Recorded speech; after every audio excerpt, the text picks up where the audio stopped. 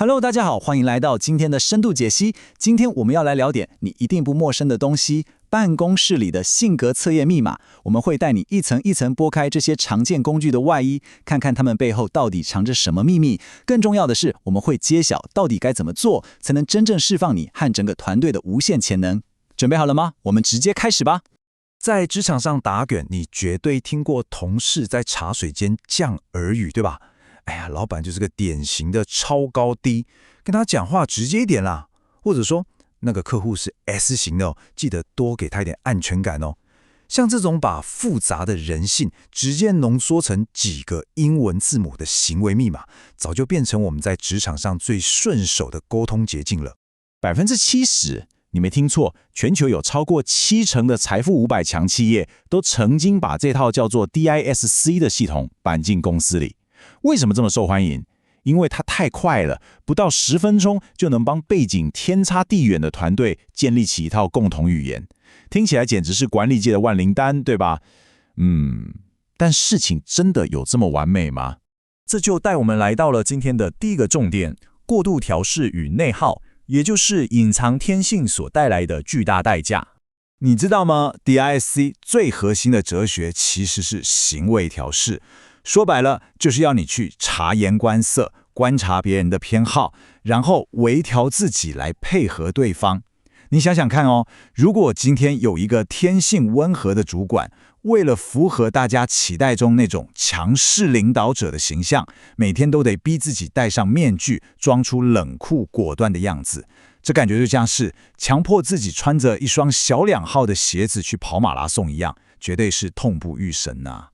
这种天天逼自己隐藏天性的做法，其实非常危险。首先迎来的就是面具的反噬，长期扭曲自己，绝对会引发严重的心理内耗跟职业倦怠。再来，它很容易沦为一种刻板标签，甚至变成推卸责任的完美借口。像是有人就会理直气壮地说：“哦，我就是心直口快的第一型人啊，讲话比较冲也是正常的嘛。”但最惨的是什么？如果企业真的拿这个指标去筛选、招募人才，那绝对会导致灾难性的人才错置。为什么说 DIS 绝对不能用来招募？来，数据会说话，因为它测量的只是一种简化后的分类。研究发现，竟然有高达50%的人在短短5个礼拜之后重新测一次，会跑出完全不一样的结果。你想想，如果一个测验连5周前的你都认不出来，稳定度这么低，你怎么敢用它来预测员工未来的绩效，甚至决定谁该被录取呢？所以 DISC 为什么会呈现这样的特性？那我们稍微往回看，了解一下它的起源跟先天限制。其实早在1928年，心理学家马斯顿就出版了《常人之情绪》这本书。这在当时是个大突破，因为它打破了心理学界只研究疾病的惯例，开始去关注正常人的行为反应。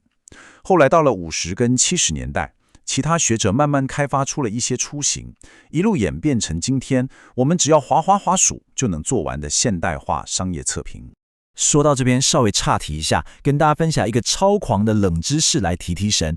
你知道吗？这位奠定 DIC 理论基础的马斯顿先生，他本人其实从来没有把这个理论给商业化，而且更惊人的是，他居然还是测谎机的发明人。还没完哦，大家都很熟的 DC 漫画神力女超人，没错，也是他创作出来的，是不是超有才？这根本完美展现了这位心理学家跨界的天赋嘛。好，拉回正题。那 DIC 到底是怎么运作的？简单来说，它会根据你觉得周遭环境是充满挑战还是友善，还有你的反应是主动还是被动，把人切分成4种风格：追求果断的老鹰、热情外向的鹦鹉、温和可靠的鸽子，以及重视逻辑的猫头鹰。它之所以能风靡全球，就是因为这4种动物跟颜色真的是太好记了。但关键来了，请大家一定要把这句话放在心上。DISC 衡量的就只是你如何做，而不是你为何做。它是一个外在行为的工具，完全没有常模数据可以去跟全体劳动人口做比较。也就是说，它根本看不出你内在真正的驱动力是什么，更别提预测你的潜能了。它就像是一张拍立得快照，只拍下了你当下的表面行为，而不是看透你本质的 X 光片。那么，如果我们要看 X 光片，要真正挖掘潜能，该怎么办？这就引出了我们的第3部分——克利夫顿优势识别器，这才是我们说的真正的天赋引擎。如果说 DISC 是粗略地把人丢进4个盒子里，那克利夫顿优势就是在帮你描绘出超级精细的内在天赋光谱。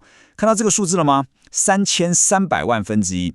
这是什么概念？这代表系统帮你找出来的专属天赋组合，在全世界茫茫人海的3300万人里，才会出现一个跟你完全一样的配置。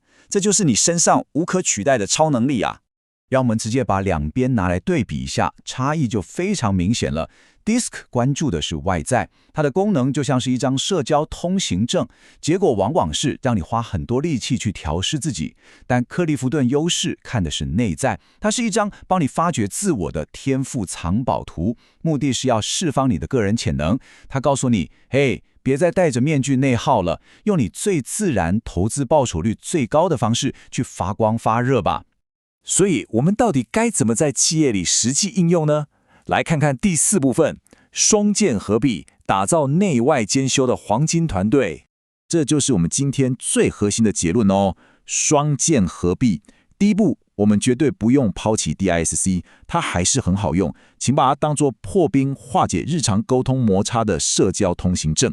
但是到了第2步，只要牵涉到升迁、招募、接班人计划或是团队的战略配置，拜托，请一定要拿出克里夫顿优势这张天赋藏宝图。你想想，当一个管理者既懂员工外在怎么沟通，又能精准踩油门启动他的内在天赋引擎时，这个团队绝对是无坚不摧的。